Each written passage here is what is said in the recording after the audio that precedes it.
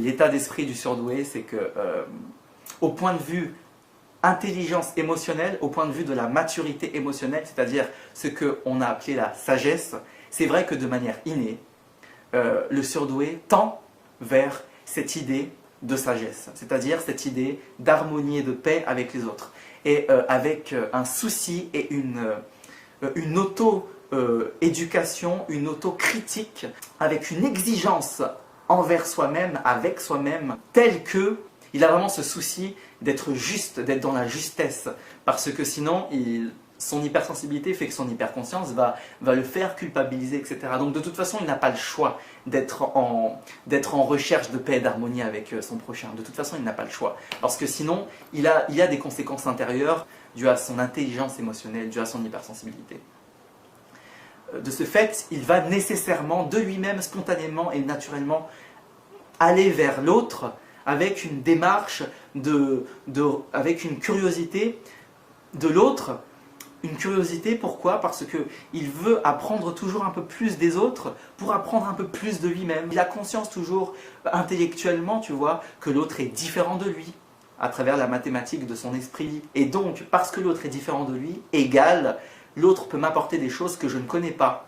Parce qu'il a une vie différente, donc il peut m'apporter des choses que je ne connais pas. Donc, curiosité, hop, je vais m'intéresser à lui, je vais m'intéresser à son histoire, à sa vie, et récolter en lui ce qu'il peut m'apporter pour que ces éléments, j'allais dire pour que ces apports nutritifs, mais c'est un peu ça, c'est des apports nutritifs intellectuels pour le surdoué. Pour le surdoué, discuter avec quelqu'un, c'est toujours intéressé, intellectuellement intéressé. C'est-à-dire que le surdoué, quand il discute avec quelqu'un, c'est pas pour parler de la pluie et du beau temps. C'est-à-dire, j'ai fait la cuisine hier, sauf si le surdoué est passionné de cuisine.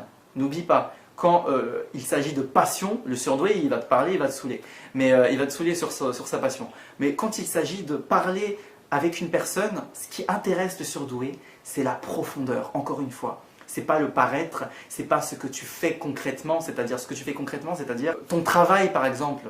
Le surdoué, il n'est pas dans l'image. Le surdoué, il est dans l'être. Il n'est pas dans le paraître, dans l'image, dans ton statut social, dans ton positionnement social. Il est dans ce que tu es à l'intérieur, ce que tu ressens, ce que tu aspires à être à l'intérieur. Est-ce que tu cherches à te développer intérieurement en fait, c'est-à-dire t'épanouir, développer ton bien-être, développer ta bienveillance envers les autres, développer ton respect, Voilà, il est dans tout ce qui est intérieur, dans tout ce qui est développement intérieur.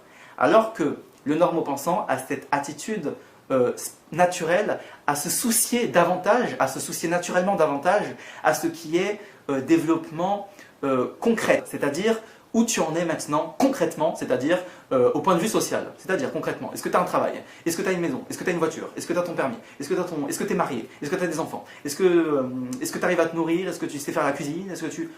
voilà, tu vois, est-ce que tu as trouvé une copine, quand est-ce que tu vas t'y mettre, est-ce que tu vas, tu vois, ça c'est vraiment l'esprit, l'état d'esprit normopensant, dû à son mode de fonctionnement normal, qui fait que, comme tout le monde, quoi, comme la plupart, comme 97%, il faut savoir que selon les statistiques des neurosciences, établies par les neurosciences, il existe 3% de surdoués, donc 97% logiquement du reste qui est normopensant. Après, je ne sais pas si les 3% incluent aussi les autistes et les Asperger, donc il faut aussi ajouter un pourcentage d'autistes Asperger, après des trisomiques, tout ce qui a une particularité cognitive, mentale, cérébrale, voilà, et émotionnelle. Donc en tout cas, il y a au moins plus de 90% de la population mondiale qui est dans un mode de fonctionnement linéaire, séquentiel, donc qui implique organisation, rigueur, constance et répétition. C'est vraiment l'état d'esprit normopensant. Constance, rigueur, répétition, ce qui implique la routine. La routine, c'est le caractère du normopensant dans son mode de fonctionnement et dans son état d'esprit. Un normopensant qui pense qu'il est surdoué, qui croit qu'il est surdoué, qui est dans le doute, tu vois, en étudiant, on se rend compte de comment il vit sa vie. s'il est dans une routine et s'il est très bien dans sa routine, s'il a peur du changement, s'il est toujours dans les mêmes répétitions et que ça ne le dérange pas et qu'il n'est pas frustré d'être comme ça et qu'il ne souffre pas d'être dans une routine, on va très vite enlever cette hypothèse qu'il est surdoué. Tu vois, c'est comme ça que les spécialistes se rendent compte du surdoué, c'est vraiment en analysant les surdoués et voilà, enfin, il faut aller vers les surdoués pour comprendre comment fonctionne un surdoué. Et un surdoué, effectivement, c'est celui qui a ce mode de fonctionnement cérébral parce que les différents lobes de son cerveau favorisent un mode de fonctionnement cérébral et cognitif qui constitue un certain état d'esprit tel que routine, organisation égale stress. Pour lui, être organisé, c'est-à-dire être conditionné. Et être conditionné, c'est-à-dire être emprisonné, c'est-à-dire ne pas être en liberté.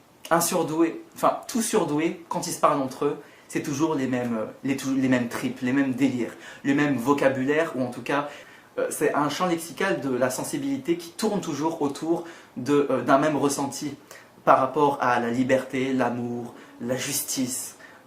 Voilà, c'est vraiment liberté, justice et amour. Amour, ça implique la paix, la bienveillance, le respect, la politesse.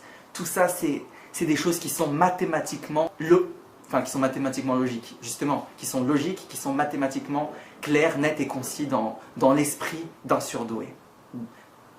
C'est comme ça. Et c'est pour ça qu'il est surdoué. C'est comme ça qu'on reconnaît un surdoué et c'est pour ça qu'il est surdoué.